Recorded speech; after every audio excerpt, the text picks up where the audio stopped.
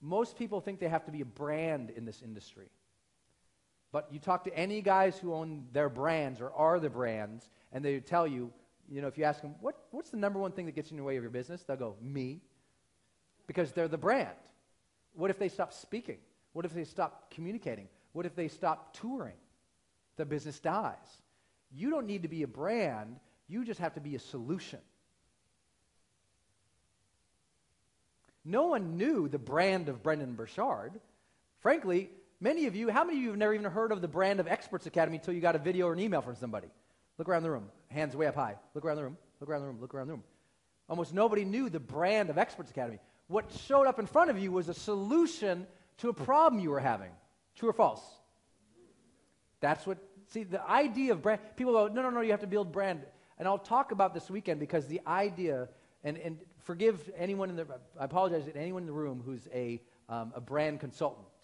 But the idea of branding, the way it's been taught, especially in the 80s and 90s and early turn of the century, it's dead.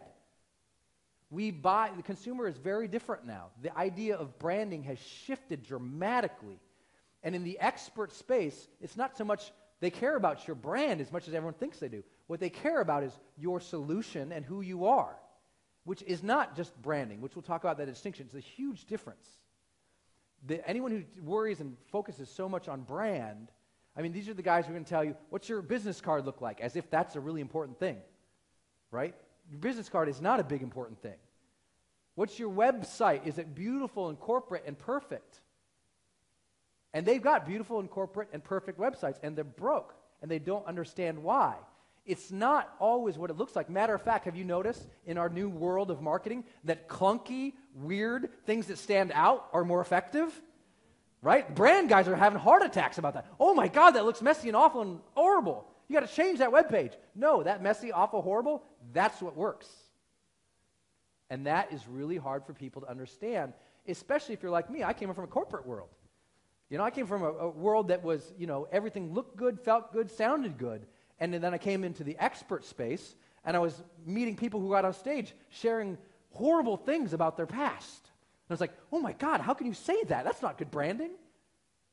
I saw their web pages, and it was this ugly opt-in page, and I was like, God, that's the horrible looking thing. But they're making the money, and because they're making the money, it's not about income, they're also making the impact. So we're going to talk a lot about the differentiations between you being a solution and offering that clearly than just typical corporate branding, okay? So those are some of the myths that are going to hold people back. Another myth is that you have to be the brand, right? When I say that, you have to be the brand. What's on your name tags? What's not on there?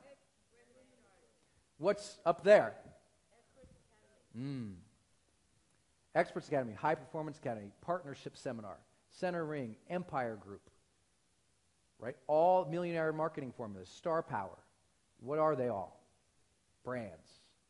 It's not me. I'm creating brands over there, but it's not me.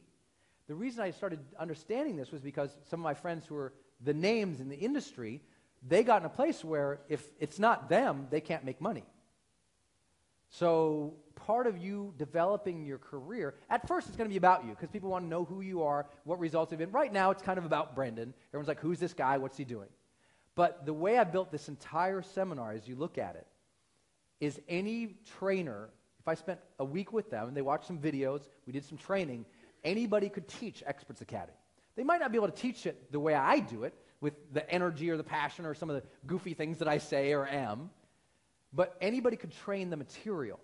When you build material, always build it in mind of someone else training it someday.